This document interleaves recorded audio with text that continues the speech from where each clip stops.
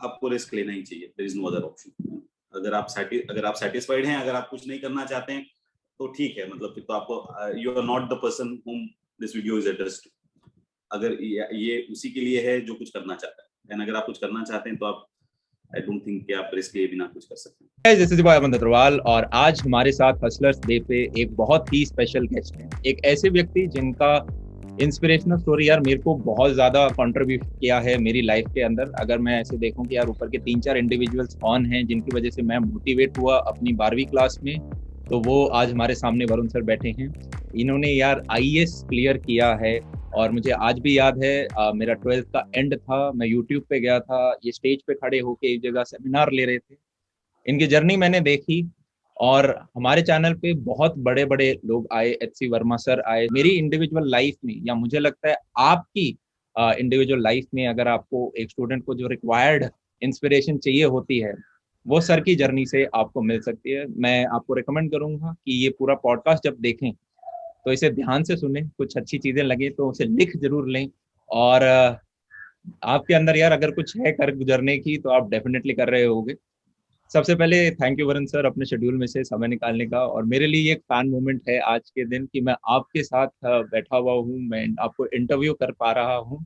और शायद पता नहीं मेरे बच्चे समझ पा रहे हैं या नहीं मेरी एक्साइटमेंट, बट मैं बहुत खुश हुआ मैं। तो सबसे पहले सर कुछ क्वेश्चन आपसे पूछना चाहूंगा और मैं चाहता हूँ जिस जर्नी ने मुझे इंस्पायर किया वही जर्नी हम अपने बच्चों के साथ शेयर कर रहे हूँ। तो सर आईएएस में सिलेक्शन से पहले आपकी एक काफी हार्ड जर्नी रही थी। उस जर्नी पे सर मैं चाहूंगा कि आप थोड़ी सी लाइट डालें और किस प्रकार से आपने उस चीज को परसू किया। सबसे पहले तो अमन जी बहुत बहुत धन्यवाद, आपने मुझे आज अपने चैनल पे इनवाइट किया है। और मैं आपको ये भी कहना चाहता हूँ कि आपके चैनल पे इतने लाखों आपके फॉलोअर्स हैं, सब्सक्राइबर्स हैं, जो आप जो भी चीज क्रिएट करते हैं उसका लाभ उनको मिलता है। तो मैं आपको कॉन्ग्रेचुलेट करता हूँ कि आपने इतना उम्दा प्लेटफॉर्म बच्चों के लिए तैयार किया। जैसे कि आपने कहा कि मेरे सिलेक्शन के पहले थोड़ा कठिन जीवन शुरू में रहा है। आज तो भगवान की दया से सब कुशल मंगल है, लेकिन सिलेक्शन के पहले कुछ कठिनाइयां हमने देखी हैं। मैं ऐसा नहीं कहता कि मेरी स्टोरी गजब है और मेरे जैसा कोई नहीं है, ऐसा मैं पर्सनली बहुत ऐसे लोगों को जानता हूँ जिन्होंने मुझसे ज्यादा लाइफ में स्ट्रगल किया है और मुझसे ज्यादा सक्सेसफुल हुए हैं, और they continue to inspire me even today.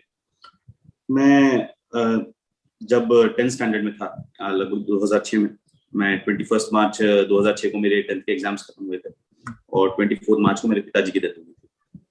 मैं घर का सबसे बड़ा बेटा हूँ। मेरी एक बड़ी बहन की शादी हो गई थी, एक बड़ी बहन घर पे थी, 2 छोटे भाई बहन थे, मेरी मम्मी थी जो पढ़ी लिखी इतनी ज्यादा नहीं है। हमारी साइकिल रिपेयरिंग की एक दुकान है। मेरे पापा साइकिल मैकेनिक थे, बाइसिकल के। तो जब मेरे पिताजी का डेथ हो गया, सारे रिलेटिव्स आए, सबने अब घर कैसे चलेगा इसके बारे में जब चर्चा होने लगी, तब ये हुआ कि अब वरुण को पढ़ाई छोड़ देनी चाहिए, क्योंकि देखिए पढ़ाई जरूरी है, लेकिन पढ़ने के लिए सबसे पहले घर पे खाना पीना जरूरी है और खाने पीने के लिए दुकान चलनी जरूरी है। तो ये हुआ कि मैं पढ़ाई छोड़ दूंगा, मैं दुकान चलाने लगूंगा। मेरी बड़ी बहन स्कूल पढ़ाती थी, ट्यूशन लेती थी, छोटे भाई बहन पढ़ेंगे, और मोर और लेस मैंने भी इस चीज को एक्सेप्ट कर लिया था। एंड जैसे मेरे पिताजी का डेथ हुआ, 13वीं हो गई, जब दुकान खुली तो मैं दुकान पे जाके बैठने लगा। I accepted it as a reality कि अब मेरे को दुकान में ही रहना। फिर कुछ समय बीता और हमारे 10th के रिजल्ट्स आए। जब 10th के रिजल्ट्स आए तब आजकल तो बच्चों को कैसे अनशन परसेंटेज आ जाते हैं, 98-99% आ जाते हैं, हमारे समय इतने नहीं आते थे। तो मुझे 89% थे और मैं अपने विलेज में टॉपर था, अपने स्कूल में टॉपर था। तो मैं तो यार इतना खुश हुआ, और मैं गया, स्कूल गया, टीचर से मिला, सब दोस्त लोग भी थे साथ में, और सब कुछ हंकी डोरी था। अचानक जैसे टीचर पूछते ना आगे क्या करने वाले हो, कहाँ एडमिशन लेना, जैसे एक टीचर ने बस ऐसा क्वेश्चन पूछा भाई आगे क्या करने वाले, और हम 4-5 दोस्त बैठे थे और सब बोलने लगे कि भाई हम इस जगह पर एडमिशन लेंगे, हम इस जगह पर एडमिशन लेंगे। एंड आई वाज सडनली कि यार मैं तो पढ़ाई छोड़ चुका हूँ, एंड सडनली जो मैं एक हाई पे था, and I came crashing down, और मैं कैसे भी छुप छुपा के वहां से निकला और घर पे आया। एंड घर पे आके मैं अपने जो बेडरूम तो क्या ही था, हमारा सिंगल रूम का घर था, बेड के ऊपर एक कॉर्नर में जाके मैं बैठ गया। And I was sad. अभी जैसे मम्मी आई तो थोड़ी देर पहले जब मैं स्कूल गया था, वो so happy and I came back and I was in such a mood. तो मेरी मम्मी शायद रियलाइज किया मम्मी ने कि मेरे दिमाग पे क्या चल रहा है। तो मेरी मम्मी मेरे पास आई एंड शी सेड कि तू चिंता मत कर, तू आगे पढ़ाई करना, मैं दुकान में चलाऊंगी। And I started crying. मैंने बहुत देर तक फिर आई क्राइड एंड फिर देन इट बिकेम नॉर्मल। अब चीजें कुछ ऐसी थी कि हमारे यहाँ पे जो हाई स्कूल है 11th स्टैंडर्ड जहाँ पे एडमिशन लेते हैं, हमारे यहाँ पे 3 हाई स्कूल्स थे। एक जो था AECS मतलब atomic energy central school Tarapur atomic energy plant है, आप जानते होंगे, तो उनके स्टूडेंट्स के लिए है। एक था जो चिंचणी मतलब जो गवर्नमेंट वाला स्कूल था, it was a bit far away, it was 15 kilometres away. And जो एक तीसरा एक प्राइवेट स्कूल था, इट वाज नियर बाय। अब सिचुएशन कुछ ऐसी थी कि मुझे घर के नजदीक बहुत रहना बहुत जरूरी था, क्योंकि कभी भी इमरजेंसी हुई दुकान पे आना पड़ा या कोई दूसरी इमरजेंसी हुई कहीं जाना पड़ा, तो प्राइवेट के अलावा मेरे पास कोई ऑप्शन नहीं था। एंड प्राइवेट स्कूल में एडमिशन के लिए 7,000 रुपीज डिपोजिट था, 600 रुपीज मंथली फीस थी। एंड जो बाकी खर्चा होता है यूनिफॉर्म का, बुक्स का, दैट वाज सेपरेट। और हमारे लिए उस समय 600 रुपये महीना एक बहुत बड़ी हमारे लिए रकम हुआ करती थी। तो फिर भी देखिए, अभी ऐसा है कि जीवन में आप किसी भी परिस्थिति में हो, हमेशा 2 प्रकार की चीजें होती हैं। एक होता है जिन चीजों को आप कंट्रोल कर सकते हैं, जो आपके नियंत्रण में होती है, और कुछ चीजें ऐसी होती है जो आपके नियंत्रण में नहीं होती। आप कितना भी कुछ भी कर लो, आप उनके लिए कुछ नहीं कर सकते।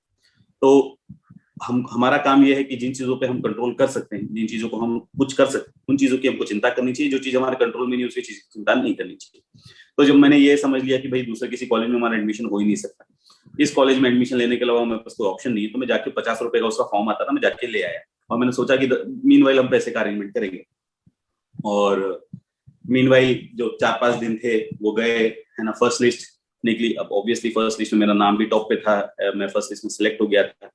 एंड लेकिन तो पैसे का जुगाड़ नहीं हो पाया था। तो मुझे इतना क्लियरली वो चीज याद है कि 12:30 बजे फॉर्म भरने का अंतिम समय था। उसके बाद सेकेंड लिस्ट की प्रोसेस शुरू हो जाती, और लगभग 12-12:15 बजे मैं और मेरी मम्मी दुकान पे बैठे हुए थे और ये बात कर रहे थे कि पैसे नहीं है। मैं मम्मी को समझा रहा था, मम्मी जाने दो, इस साल नहीं अगले साल मैं एडमिशन ले लूंगा। और मम्मी वॉज वेरी सैड कि मैं पैसे का अरेंजमेंट नहीं कर पाई वगैरह वगैरह। इसमें यह हुआ कि मेरे फादर का जो ट्रीटमेंट करते थे वो डॉक्टर अपने बेटे का एडमिशन कराने उसी कॉलेज में गए हुए थे। And incidentally he was passing from the road. And क्योंकि मैं पापा के साथ जाता था एंड वो मेरे को पहचानते थे, तो he recognised me and he remembered कि इसका भी तो 10th का रिजल्ट आया होगा, लेट मी आस्क यू, है ना, कि क्या हुआ। So he got down from his vehicle, he came inside our shop. और जब वो दुकान के अंदर आए तो हमारे पास उनको बिठाने के लिए स्टूल भी नहीं था। तो हमारे एक क्रिकेटी जैसे हिलता हिलता स्टूल था, उसके ऊपर अंकल को बिठाया, मैं और मम्मी नीचे बैठे। एंड अंकल ने पूछा कि क्या हुआ, तो मैंने बताया कि अंकल ऐसा ऐसा रिजल्ट आया है and I am planning to take admission, but अभी कुछ हुआ नहीं है, I will take it next year. तो उन्होंने तुरंत अपने पॉकेट से 10,000 रुपये निकाल के दिया, बोला कि ये लो और जाओ एडमिशन करा के आओ। मेरे को अपनी गाड़ी में लेके गए, छोड़े, एंड मेरा एडमिशन हुआ। शायद अगर उस समय अंकल उस 10 मिनट के स्पैन में नहीं आए होते तो शायद फर्स्ट लिस्ट में मेरा नाम निकल गया होता, शायद सेकंड लिस्ट में मेरा नाम नहीं आता, एंड अब पता नहीं उसके बाद क्या होता। तो अंकल ने न सिर्फ मुझे उस समय मदद किया, मैं हर 15-20 दिन में अंकल को मिलने जाता था, because he was my benefactor, है ना। मैं उनको जाके अपडेट करता था कि अंकल मैं ये कर रहा हूँ, मैं ये कर रहा हूँ, ये कर रहा हूँ। एंड मैं अंकल को जितनी बार मिलने गया हूँ, अंकल ने कभी मुझे बिना कपड़े के, बिना मिठाई के, बिना खाना खिलाए मेरे को कभी वापस नहीं जाने दिया। और हर बार जब भी जाता उनको 100-200 रुपए खर्चा दे देते थे, ले तू अपना जो भी करना है कर लेना। So I think he was one of the biggest factors, जिसके अंदर मेरी मम्मी तो है ही, मतलब ऑफ कोर्स मम्मी का कोई रिप्लेसमेंट नहीं है, but other than my mother, अगर मैं किसी को सबसे ज्यादा श्रेय देता हूँ मेरे वो अंकल जो थे वो है। उसके बाद मैंने कॉलेज में एडमिशन हो गया एंड अब जैसे मैंने बताया 600 रुपये पर मंथ फीस थी, और अंकल ने वन टाइम एडमिशन करा दिया। अंकल फीस भी, मैं बोलता था फीस भी भर देते, लेकिन थोड़ी खुददारी तो थी, मैं बोला नहीं फीस तो मैं अपने हिसाब से मैनेज करूंगा। एंड मैं from the very first day I was very clear कि मुझे कुछ भी करके स्कॉलरशिप ले लेनी है ना, कि मुझे जो फीस है मेरी वो मेरे को नहीं भरनी। तो हमारे जैसे प्राइवेट स्कूल था, तो मैं गया, तो I was very active student in class. मैं because I was intentional, I wanted to come, मैं चाहता था कि टीचर्स मुझे नोटिस करें, तो मैं क्लास में पहले ही प्रिपेयर करके जाता था, क्लास में डाउट्स पूछता था वगैरह वगैरह। उस समय मेरा शेड्यूल बड़ा टाइट हुआ करता था। जैसे मैं सुबह 6 बजे उठता था, 7 बजे तक कॉलेज जाता था, 1 बजे कॉलेज से वापस आता था, 1 घंटा तैयार होकर 2 बजे मैं पढ़ाने जाता था, 2 बजे से रात को 8-10 बजे तक मैं ट्यूशंस लेता था। उसके बाद मैं शॉप पे जाता था, शॉप बंद करते थे, दिन का हिसाब किताब करके रात को 10-10:30 घर पे आते थे। उसके बाद मैं अपनी पढ़ाई शुरू करता था, क्लासेस की तैयारी शुरू करता था, रात को 12-1 बजे जब सोए सुबह वापस से 6 बजे उठता था। सैटरडे संडे थोड़ा फ्लेक्सिबल टाइम रहता था। मेरे शेड्यूल के बारे में टीचर्स को भी पता था, और जब आप पढ़ाते हो तो आपके अंदर एक एटीट्यूड आ जाता है कि आप चीजों को कैसे क्वेश्चन करते हो। तो मेरे को डाउट्स काफी आते थे क्लास में, तो टीचर्स की नजर में मैं आया। जब फर्स्ट क्वार्टरली एग्जाम्स हुए, उसका रिजल्ट आया, तो मैं कॉलेज में टॉपर था। एंड सडनली टीचर्स को मेरे बारे में ज्यादा कुछ पता चला, है ना। टीचर्स को ऐसे पता था कि मेरे घर में जो भी प्रॉब्लम है, तो मैं अपने प्रिंसिपल के ऑफिस में गया। मैं अपने प्रिंसिपल को बोला कि जब भी क्लासरूम में फीस की बात की है, टीचर आते थे, सबसे पहला मेरा नाम आता था, क्योंकि मेरा सरनेम भी बी से शुरू होता, मेरा रोल नंबर भी फर्स्ट में था, तो मुझे सबसे पहले खड़ा किया जाता, तुम्हारी फीस बाकी है। तो जब रिजल्ट आया, मैं मैम के पास गया, और मैम को मैंने अड़तानी मैम प्रिंसिपल का नाम था, मैं उनके पास गया, मैंने बोला कि मैम मैं फीस नहीं भर सकता। तो उन्होंने बोला कि ठीक है, मैं ट्रस्टी से बात करती हूँ। एंड ट्रस्टीज के पास प्रपोजल भेजा होगा कि इसकी फीस तो माफ किया जाए, but for some reason trustees ने प्रपोजल को कंसीडर नहीं किया। एंड चीजें चलती रही। तो आफ्टर 15-20 डेज जब फीस नहीं भर पा रहा था मैं वापस मैम के पास। एंड मैम ने मुझे बोला कि ट्रस्टीज ने तो मना कर दिया है कि they will not give you any scholarship पर से। तो आई वाज डम्बफाउंडेड, मैं क्या करूँ। तो मैम ने मुझे बाजू में ही, हमारे मैम के ऑफिस के बाजू में स्टाफ रूम है, तो मुझे मैम स्टाफ रूम में लेके गई। एंड सारे टीचर्स, रिसेस का समय था, all teachers were sitting in the staff room. And ma'am ने मुझे मेरे कंधे पे हाथ रख के बोला कि ये वरुण, मैं सब टीचर्स जानती थे, ये वरुण बरनवाल है, ये studying in 11th standard, and इसका अभी तक फीस बाकी है, इसे घर पे ऐसा ऐसा प्रॉब्लम है, I want us all to contribute. और वही आधे घंटे के अंदर सारे टीचर्स ने, किसी ने 1000, किसी ने 2000, सबने निकाल के दिया, और मेरे 2 साल की फीस उसी दिन भर दी गई 12th तक की। सो मेरे टीचर्स का उस समय काफी हेल्प रहा। ऐसे अगर मैं सोचूं तो मुझे हर स्टेज पे, अब मैं, क्योंकि अब अपने पास उतना समय नहीं है कि मैं हर एक जन का डिटेल में कर सकूं। सुकुमार भैया ने मुझे कॉलेज के समय एडमिशन में हेल्प किया था। मैं जब कॉलेज में गया था पुणे में, मेरा फ्रेंड है कपिल करके, उसके फादर ने मुझे काफी हेल्प की थी मेरी फीस भरने में। हमारी कुलकर्णी मैडम थी, माधवी लता मैडम है, हमारी दराड़े पाटिल सर, मतलब द लिस्ट इज एंडलेस। मुझे हर स्टेज पे, जहां पे मैं कहीं पे भी फंसा, वहां पर मुझे कोई ना कोई व्यक्ति ऐसा मिला है जिसने आके मुझे वापस से खड़ा किया है और आगे बढ़ने में मदद की है। ये सब होते होते 2011 थे, 2011 आ गया। 2011 में 3rd ईयर इंजीनियरिंग में था MIT पुणे में, और उस समय आप जानते होंगे जन लोकपाल आंदोलन शुरू हुआ था नाजी के लीडरशिप में। And it was a very electrifying moment in our history. और जैसे बाकी सारे स्टूडेंट्स जिस तरह रोड पे उतरा, हम भी उतरे थे, हम भी जाके वहां पर जो चौकड़ी पे जहाँ पे भी धरना वरना दिया जाता था, हम भी जाके बैठते थे। And it was such a environment. उसमें हमारे जो दोस्त थे, हम सब बैठ के चर्चा करते थे कि क्या करना चाहिए, अपना क्या रोल है।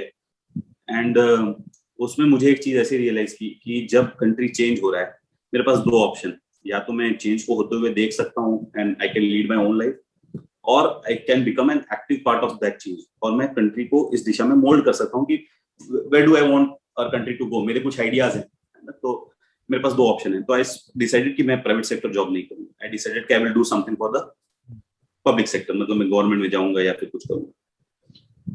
तो पॉलिटिशियन बनना तो आउट ऑफ द क्वेश्चन है ना। तो यही था कि किसी एग्जाम देके सर्विस में चले जाए। अब उस समय मेरे को बिल्कुल कॉन्फिडेंस नहीं था कि मैं IAS बन पाऊंगा। मेरे को IAS क्या था फ्रेंकली मुझे पता भी नहीं था। तो मैंने जब थोड़ा गूगल सर्च किया कि इंजीनियर वाले बच्चे कहाँ गवर्नमेंट में जा सकते हैं, तो उसमें इंडियन इंजीनियरिंग सर्विस का ऑप्शन आया। मेरा फ्रेंड था, उसके फादर जो है इनकम टैक्स ऑफिसर है मुंबई में, तो वो आए हुए थे पुणे। तो I went and met him.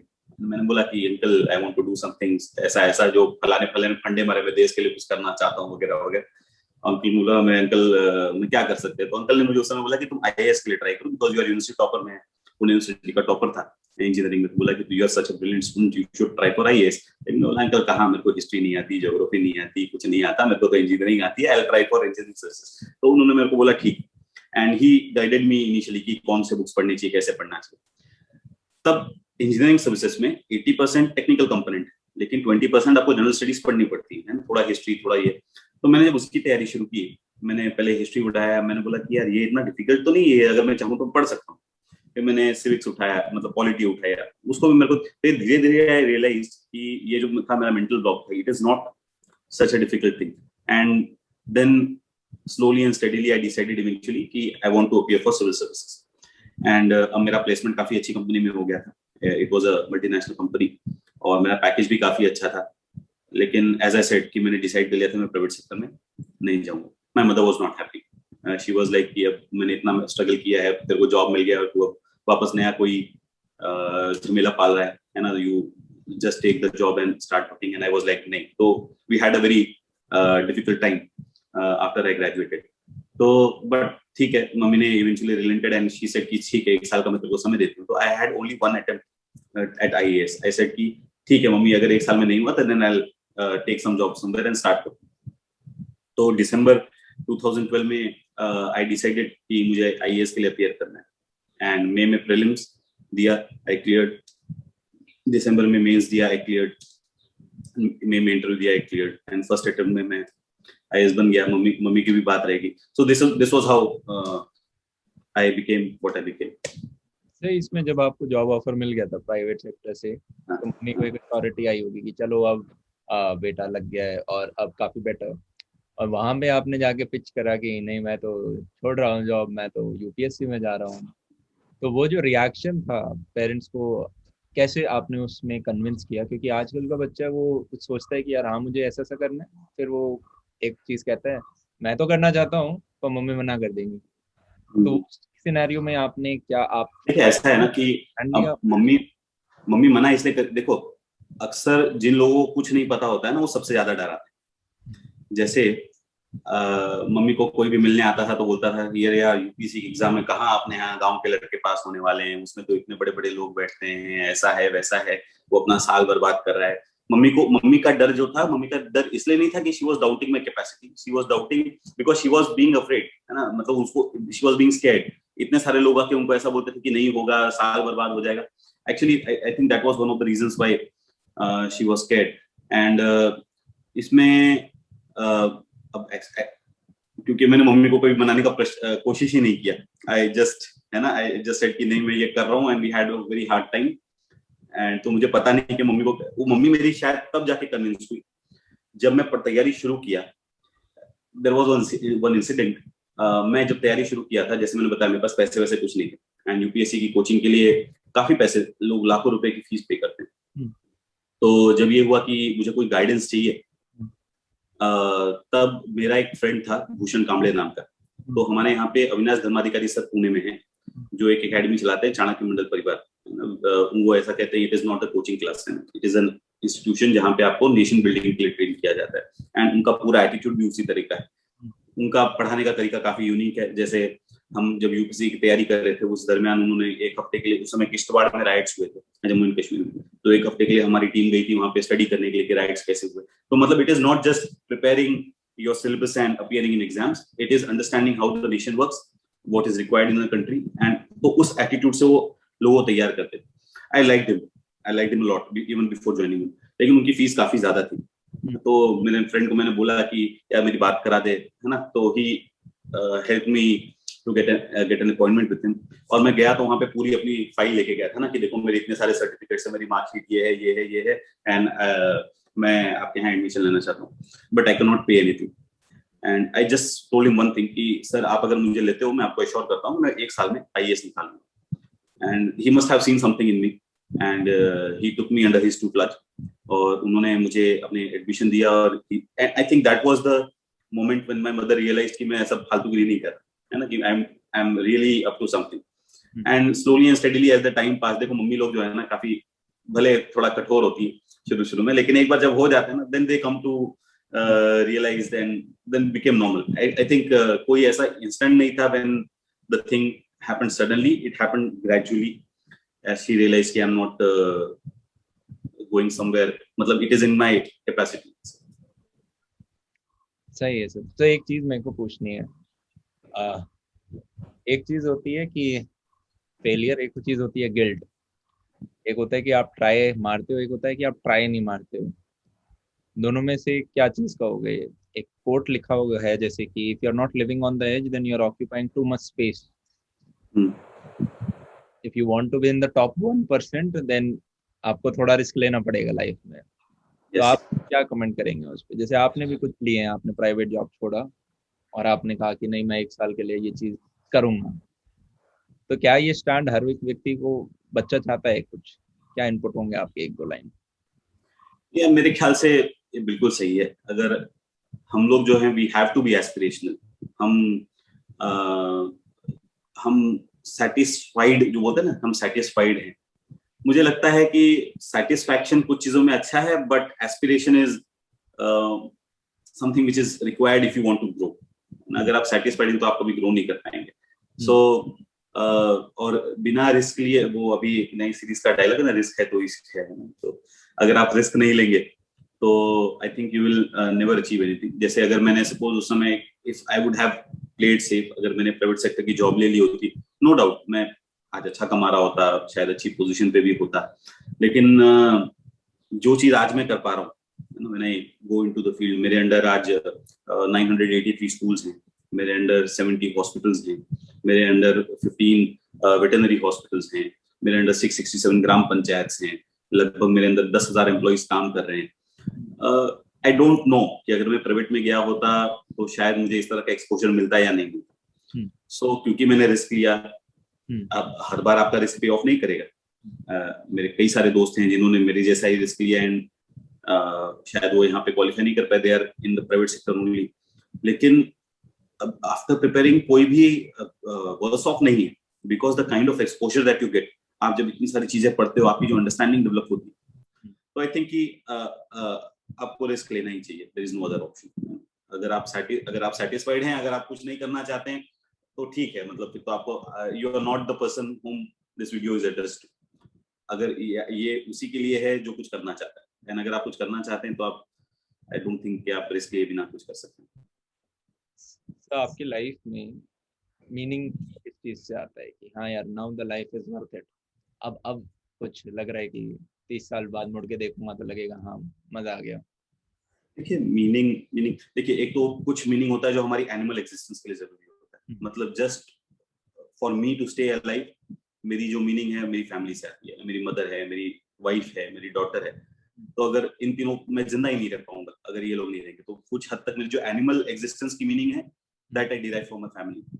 But in a larger context, as a human being, जो लाइफ की मीनिंग होनी चाहिए, I think I am still in search of it. अगर मैं अभी तक ढूंढ रहा हूँ कि मेरे जीवन का अर्थ क्या है ना, कि I am still, there is one very very interesting book Viktor Frankl ने लिखी हुई है।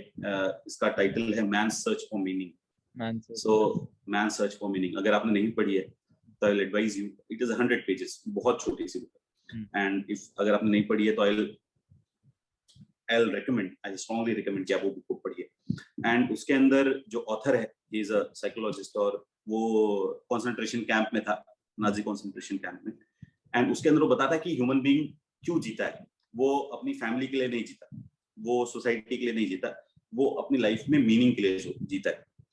आदमी डिप्रेशन में कब चला जाता है? जब उसको लगता है कि मेरे जीवन का कोई अर्थ नहीं रहेगा। आदमी सुसाइड तब करता है जब उसको लगता है मेरे जीवन का कोई अर्थ नहीं रहेगा। तो आई थिंक वो जो मीनिंग है, जो लाइफ की एग्जिस्टेंस के लिए, एक एनिमल एग्जिस्टेंस के लिए मेरी फैमिली तो है ही, बट लार्जर कॉन्टेक्स्ट में आई am still searching for it. I have not yet realized what the meaning of life is. तो वाया दिस जॉब, जो आप इतने सारे स्कूल, हॉस्पिटल्स या फिर और कितनी सर्विसेज हैं जहाँ पे आप वैल्यू एडिशन कर पाते हो, या जैसे शुरुआत में आपने कहा okay I want to be a active changer, कि भाई मैं चेंजेस लेके आ रहा हूँ देश के अंदर, तो क्या वो मीनिंग दे रहा है या फिर अभी उसके अलावा भी आप कुछ ढूंढ रहे हो?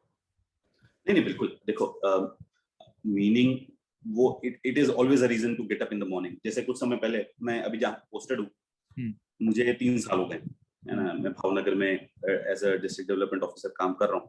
एंड आपको आफ्टर सम टाइम एक फटीग सेट हो जाता है। जैसे आप रोज सवेरे वही जाके काम कर रहे हो, रोज सवेरे वही काम कर रहे हो, तो एक फटीग सेट हो जाता है। तो अराउंड 6 मंथ्स अगो मैं ऐसा था, यार अब ट्रांसफर हो जाना चाहिए, आई एम वेरी टायर्ड, है ना, I want to go somewhere else and do something else. And उस समय मुझे जिस बंदे से मैं बात कर रहा था, इज अनदर ऑफिसर हमारे स्टेट में, उन्होंने बोला जस्ट इमेजिन, अगर आज से 5 साल पहले when you are no one, आपको ऐसा कहा होता कि आप एक दिन के लिए, आपको मैं डिस्ट्रिक्ट डेवलपमेंट ऑफिसर भावनगर बना दे रहा हूँ, आप क्या करोगे? देन आई सडनली रियलाइज, हाँ यार, तो तब तो मैं ऐसा सोचता। एंड देन आई रियलाइज कि जो मैं फटीग एक्सपीरियंस कर रहा था, I should give it up. And अगर मैं एक दिन के लिए भी हूँ तो I should do my work.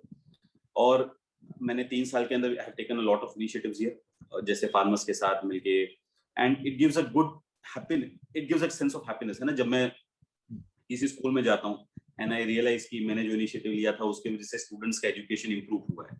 जब मैं किसी फार्मर के यहाँ जाता हूँ और मुझे दिखता है कि मैंने जो इनिशिएटिव लिया उसकी वजह से उसकी इनकम जो है महीने की 4-5 हज़ार रुपए इंप्रूव हुई, उसकी क्वालिटी ऑफ लाइफ में भले ही थोड़ा सा, लेकिन एक एलिमेंट ऑफ चेंज तो आया है। It gives a deep sense of satisfaction.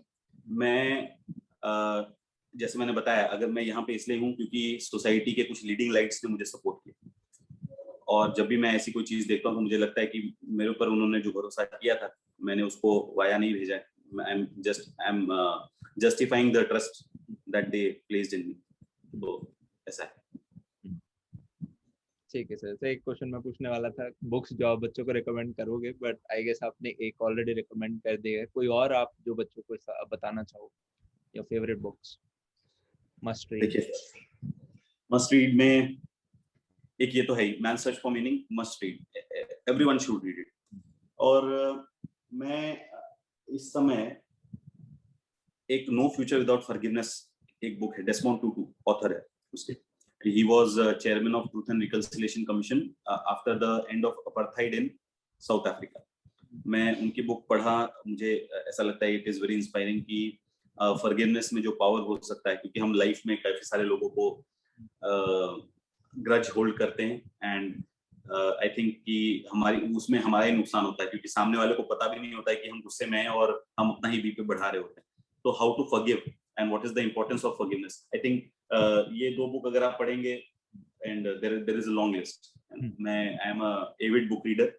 मैं अपने बुक्स जो पढ़ता हूँ मैं उसके नोट्स भी बना के रखता हूँ। आज भी मैं जितनी भी बुक्स पढ़ता हूँ मेरे पास सारे बुक्स के नोट्स हैं। तो मैंने पिछले 5 साल में 189 बुक्स पढ़े हुए हैं, उसके सबके नोट्स मेरे पास हैं, and I am a very avid book reader. मैं I will share list someday with you. In fact मेरे को ये चीज़ बहुत अच्छी लगी, मैं बच्चों से शेयर करूंगा। मैंने पढ़ा था कि जब भी हम एक किताब पढ़ते हैं तो 10% रिटेन होता है, तो अगर आपको अच्छे से किताब पढ़नी है तो आपको 10 टाइम्स पढ़नी चाहिए। तो मैं भी सर नोट्स बनाता हूँ, क्योंकि आप चाहे अच्छा, सर्कल कर लो या फिर उस चीज़ के आप नोट्स बना लो। नोट्स बनाने के बाद फाइनल एक फ्लो चार्ट भी होता है। मान लो 4-5 पेजेस लिखे, तो अब आप एक सिंगल पेज में उस किताब से 5-6 जो चीज़ें सीखे वो आपने लिख ली, कल को आप उसी को देख लो तो वो मल्टीपल रिविजन वहाँ से हो जाते हैं। फिर सेमिनार वगैरह में रिविजन इस प्रकार से। सर हिस्ट्री से कोई एक व्यक्ति आपको चांस दिया जाए, आप इनके साथ मिल सकते हो, बात कर सकते हो, तो किससे मिलना चाहोगे आप? या देखिए, मैं एक बहुत क्लीशेड आंसर है, गांधी जी से मैं बहुत इंस्पायर हुआ हूँ। मुझे ऐसा लगता है he was a human being. उनके अंदर काफी सारे ऐप भी थे, there were many negative things about him, लेकिन उनके अंदर जो पॉजिटिव्स थे दे आर एक्सट्रीम पॉजिटिव्स। तो मुझे ऐसा लगता है कि मैं अभी having red what I have read till now about Indian history, I think मुझे कुछ सवाल भी हैं उनसे कि आपने ऐसा क्यों किया, ऐसा क्यों किया। शायद मैं मिलूंगा तो ज्यादा बेहतर होगा। सर एक मेरे को सवाल आपसे पूछना है कि आप एक बहुत हार्ड वर्किंग इंडिविजुअल हो, आपकी जर्नी भी आपने काफी मेहनत डाली है, पर आईएएस टाइटल के beyond who is Varun ji, और आप अपने आप को किस प्रकार से डिफाइन करोगे? अगर मुझे कोई बुक पढ़ने के पैसा दे, हाँ, है ना, तो हाँ, मैं दिन भर महीना भर बुक पढ़ता रहूं। हाँ, मतलब मुझे बुक्स पढ़ना, और खाली पढ़ना नहीं, उनको रियल लाइफ में अप्लाई करना भी। जैसे मैं आजकल मैं 2 चीजों में काफी पढ़ रहा हूँ। एक इंडियन हिस्ट्री के बारे में पढ़ता हूँ, और दूसरा पॉलिसी मेकिंग के बारे में कि पॉलिसीज कैसे बनी, कौन सी पॉलिसी सक्सेसफुल हुई, कौन सी पॉलिसीज फेल हुई। तो ये 2 मेजर सेक्टर्स हैं जिसके अंदर आजकल मेरी रीडिंग चल रही है। मैं मैगजीन्स वगैरह जो पढ़ता हूँ, आपने इससे पहले पूछा कि मैं कौन से बुक्स स्टूडेंट्स को रेकमेंड करूंगा।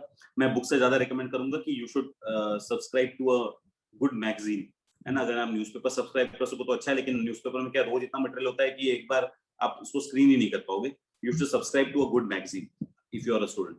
तो जब भी मैं किसी बच्चे पूछेंगे कि कौन सी मैगजीन, तो इंडिया टुडे, जैसे मैं इस समय इंडिया टुडे पढ़ रहा हूँ, एक मैंने इंडिया टुडे को सब्सक्राइब कर रखा है। और अगर आप थोड़ा अफोर्ड कर सकते हो तो आप द इकोनॉमिस्ट को सब्सक्राइब कर लीजिए, लेकिन वो थोड़ा एक्सपेंसिव है। तो India today is a good magazine and मैं वही पढ़ता हूँ। तो जब भी मैं कोई चीज मैगजीन में पढ़ता हूँ या किसी चीज को मैं बुक में पढ़ता हूँ, तो I try to implement it in the field. जैसे मैंने पढ़ा कि आपको पता होगा कि नहीं मुझे पता नहीं, जयपुर में एक इंस्टीट्यूट है, Kumarappa national institute of handmade paper, national handmade paper institute. तो उन्होंने गोबर में से पेंट, मतलब जो वॉल पे पेंट लगाते हैं उसको बनाने की टेक्नोलॉजी डेवलप की। I read about it somewhere, and then I contacted the institute का director. I sent my people there. I got them trained. I brought that technology, and हम लोग अभी थोड़ा देर में यूनिट सेटअप करेंगे उसका यहाँ पे। So मैं जब पढ़ता हूँ तो मैं इस तरह से I try to bring those things to the field. तो I think कि अगर मैं IAS नहीं होता, अगर मुझे सैलरी मिल रही होती, मेरे भरण पोषण मेरे फैमिली का चल रहा होता, तो मैं पढ़ना और इम्प्लीमेंट करना, उसके अलावा और कुछ नहीं। तो आप अपने वर्कलोड को कैसे मैनेज करते हो? बीइंग आईएएस ऑफिसर आप बहुत ज्यादा रिस्पॉन्सिबिलिटी और बहुत ही टाइट शेड्यूल होता है, तो वर्कलोड कैसे? इनफैक्ट आप चाहें तो अपनी स्टूडेंट लाइफ में भी जो आपने किताबों पे वर्कलोड को किस प्रकार से, क्या टाइम टेबल बनता था या आप 10 चीजें लिख लेते थे और उनमें से ऊपर की 4-5 जो मेन इंपॉर्टेंट हैं वो, या फिर मेरे को अभी भी याद है जो आपने एक चीज बोली थी टाइम टेबल के बारे में कि दिन का शुरुआत का जो पार्ट छूट गया है उसके मारो काटा और फिर से दोबारा टाइम टेबल बनना स्टार्ट कर दो। मैं आज भी उस एग्जाम्पल को बच्चों के साथ शेयर करता हूँ, एटलीस्ट ज्यादा भी नहीं 50 बार शेयर किया होगा मैंने। तो वो फंडा आज भी जारी है। टाइम टेबल खूब बनाता हूँ लेकिन फॉलो कुछ नहीं होता है। तो जब भी बनता है थोड़ा दिन जाता है, वापस से नया करके 10% 20% फॉलो होता है। और जब आप एक डिस्ट्रिक्ट ऑफिसर की तरह काम कर रहे होते हो तो आपका 80% ऑफ टाइम जो है वो सुबह आपको पता ही नहीं होता है कि वो काम आने वाला है। तो आप जब सुबह ऑफिस जाते हो तो आपके सामने 10 काम आया होता है कि आज ये करना है, ये करना है, ये करना है। तो only 20% of things can be plan. And मैं खाली मैनेजमेंट के बारे में इतना ही बोलूंगा, कुर्सी सिखा देती है। आप जब तक कुर्सी पे बैठोगे नहीं तब तक आपको आएगा नहीं। आप जब कुर्सी पे बैठ जाओगे तो आपको कुर्सी ही सिखा देगी कि भाई तुमको किस तरह से काम करना है, कितने लोगों को ध्यान देना है, किसको ध्यान नहीं देना है। जब मैं इनिशियली यहाँ पे आया था, देखिए जब आपको, मैं अपनी जब स्पीच की बात की, जब आपको कुछ नहीं पता होता है तो आपको सब कुछ इंपॉर्टेंट लगता है। जब आपको कुछ नहीं पता होता है तो आपको सब कुछ इंपॉर्टेंट लगता है। जब आपको कुछ चीजें पता चल जाती है तो आपको समझ जाता है कि इंपॉर्टेंट क्या है, अनइम्पोर्टेंट क्या है। तो जब मैं आया, जब जैसे मैं भावनगरी जब आया तो हर कोई जो आता था, आई यूज्ड टू थिंक यार कितना इंपॉर्टेंट काम है, कितना इंपॉर्टेंट काम है, कितना इंपॉर्टेंट काम है। देन यू रियलाइज कि भाई इसकी जो आदत ही है कंप्लेन करता रहे, है ना। ये गांव तो नोटोरियस है, यहाँ पे अगर 10 कंप्लेन आ रही है तो 2 को सही मानना है, इंक्वायरी करा लेनी है लेकिन 2 को ही सही मानना है। And then you learn the tricks of trade. And जो वर्कलोड मैनेजमेंट है तो ये आपके थंब रूल्स जो हैं, जैसे अगर आप मुझे ऑन पेपर पूछेंगे तो मैं बोलूंगा नहीं, each complain is equally important. लेकिन when you come to implementation की प्रैक्टिकलिटी, देन यू रियलाइज कि भाई कुछ लोग होते हैं जिनकी आदत ही होती है कंप्लेन करते हैं ना, उनके इसमें खाली अपना टाइम वेस्ट होता है। Because I have fix amount of time. मेरे को रोज के जो 12 वर्किंग आवर्स, 13 वर्किंग आवर्स है मेरे पास, वही है। तो आई हैव टू प्रायोरिटाइज कि किन चीजों को मुझे प्रायोरिटाइज करना है। तो अगर मैं खाली किसी लोग की कंप्लेन देखता रहूंगा तो बाकी काम नहीं। तो देन यू रियलाइज, है ना, तो वर्कलोड आप सीख लेते हो कैसे मैनेज करना। तो मैं रिसेंटली एक व्यक्ति से बात कर रहा था और ये बच्चा कॉलेज का 3rd ईयर स्टूडेंट था और इसकी माइक्रोसॉफ्ट में इंटर्नशिप लग रखी थी। इसके पेरेंट्स चाहते थे कि वो आईएएस करें और उस लड़की का मानना था कि यार सरकारी जॉब्स में ऐसा होता है कि आप बस बैठे रहो, समोसा खाते रहो, जैसे बॉलीवुड सर दिखाता है, और उसमें कोई ग्रोथ नहीं है। आई नीड समथिंग जहाँ पे मैं काम कर सकूँ। तो सर क्योंकि मेरे 11 भाई हैं, सारे गवर्नमेंट जॉब में हैं, मैंने बताया कि कजन मिला के सर सारे, कि बेल्ट और आर्मी की जॉब में कितना आपका आवर्स नहीं होते, आप 13 आवर्स 14 आवर्स, हो सकता है आप घर ही ना जा पाओ 2-3 दिन। तो सर उस चीज़ का आप एनलाइटन करें कि गवर्नमेंट जॉब जब आपके ऊपर जैसे आपकी है, या फिर हम पुलिस में जाएं, आर्मी में जाएं, तो कितनी रिस्पॉन्सिबिलिटीज होती हैं। जो व्यक्ति अगर ग्रो करना चाहता है तो उसके पास कितना स्कोप है ग्रो करने का। देखिए कुछ कुछ ऐसे डिपार्टमेंट्स हैं, मैं ऐसा नहीं कहूंगा कि ऐसे कोई डिपार्टमेंट नहीं है जहाँ पे ऐसा होता है। कुछ ऐसे डिपार्टमेंट्स हैं जहाँ पे वर्कलोड कम होता है एंड आप वो जो कन्वेंशनल एक इमेज है बाबुओं की वो होती है। लेकिन मैं आपको बताऊं, मेरे आज तक 5 साल के सर्विस में मेरा एक भी दिन वैसा नहीं रहा, है ना। एवरी डे कुछ ना कुछ बवाल मची रहती है। देखिए जब आप एक डिस्ट्रिक्ट में होते हैं, मेरे डिस्ट्रिक्ट की 26 लाख की पॉपुलेशन है, तो कहीं ना कहीं कुछ ना कुछ हो ही रहा होता है। एंड जब कहीं ना कहीं कुछ ना कुछ हो रहा होता है तो गवर्नमेंट उसका इंक्वायरी करती रहती है। And being at the district level उसकी अल्टीमेटली रिस्पॉन्सिबिलिटी आपकी हो जाती है। दूर के किसी गांव के किसी आदमी ने अगर कुछ किया तो प्रश्न आपको ही पूछेंगे, भाई तुम्हारा ध्यान क्यों नहीं था, ऐसे कैसे हो, है ना। तो हमारे 5 साल में अभी तक कोई भी डल मोमेंट नहीं रहा है। जहां तक बात है सेल्फ ग्रोथ की और इनोवेशंस की, मुझे ऐसा लगता है कि it is a deeply personal choice. अगर आप इनोवेट करना चाहते हो तो आपको इमेंस अपॉर्चुनिटीज है। आपको फंडिंग आपको सपोर्ट, स्पेशली इन गुजरात, मैं दूसरे स्टेट्स का नहीं जानता, स्पेशली इन गुजरात अगर आप कुछ नया करना चाहते हैं तो आपको पॉलिटिकल बैकिंग भी उतनी मिलती है, आपको सीनियर्स की बैकिंग भी उतनी मिलती है। एंड सपोज अगर आप फेल हो जाते हैं, जैसे कहीं कहीं आपका होता है ना, ब्लंडर हो गया यार, मैं नया करने गया था, इसमें तो पैसा खर्चा हो गया सरकार का, तो इन दैट केस भी आपको काफी सपोर्ट मिलता है, एटलीस्ट इन गुजरात। तो अगर आप आईएएस की बात करें तो वो जो आपकी धारणा है कि नहीं नहीं कुछ करने नहीं मिलेगा, दैट इज, आपको पैसे नहीं मिलेंगे, है ना, आपकी सैलरी जो है वो, मेरे प्यून की सैलरी मुझसे 1/3 ही है, जो कि उसका काम खाली ऑफिस का है ना। तो शायद आपको सैलरी वाइज आप उतने सेटिस्फाइड नहीं होंगे, लेकिन आपको वर्क के अंदर जो सेटिस्फैक्शन मिलेगा, आपका जो इनोवेशन आप इंप्लीमेंट करना चाहते हैं रियली, उसके अंदर आपको जो सेटिस्फैक्शन मिलेगा, आई थिंक दैट इज अनमैच्ड। और आपका, हमारी जो सर्विस है स्पेशली द आईएएस, इसमें पर्सनल डेवलपमेंट का जितना एक्सपोजर आपको आईएएस में मिलेगा उतना आपको किसी दूसरे सर्विस में नहीं मिलेगा। जैसे मैंने आपको थोड़ी देर पहले बताया, मेरे अंदर 70 हॉस्पिटल्स हैं, मेरे अंडर 983 स्कूल्स हैं, मेरे अंडर 667 ग्राम पंचायत हैं, 15 वेटरनरी हॉस्पिटल्स हैं, 27 आयुर्वेद हॉस्पिटल्स हैं, and this is just what I am speaking on top of my head, है ना। अगर आप मेरे अंदर 22 डिपार्टमेंट्स काम करते हैं, तो एक्सपोजर अनमैच्ड है, आपको कहीं और दूसरा ऐसा कॉर्पोरेट में आप वो मैच नहीं कर सकते कि आप नहीं मिलेगा, एकदम टॉप आदमी से भी मिल रहे हो, नीचे के आदमी से भी मिल रहे हो, हर डिपार्टमेंट में जा रहे हो, हर डोमेन। मेरे ऑफिस में एक इंस्टेंट पे रिलायंस का या किसी का मैनेजर आया होगा, और उसके बाद ही गांव में से कोई फार्मर आया होगा, and the kind of range that you see, आप मेरे खाली वेटिंग रूम में अगर आप बैठ के देख लेंगे, the kind of range that you will see, है ना, आप उसे समझ जाएंगे किस तरह का एक्सपोजर। तो अगर मैं आपसे एक चीज पूछूं, what is your idea of changing the nation, तो वो क्या होगा कि यार ये एक या दो चीज पे ऐसे कुछ करें तो सबसे ज्यादा हम मोल्ड कर पाएंगे या इम्पैक्ट डाल पाएंगे?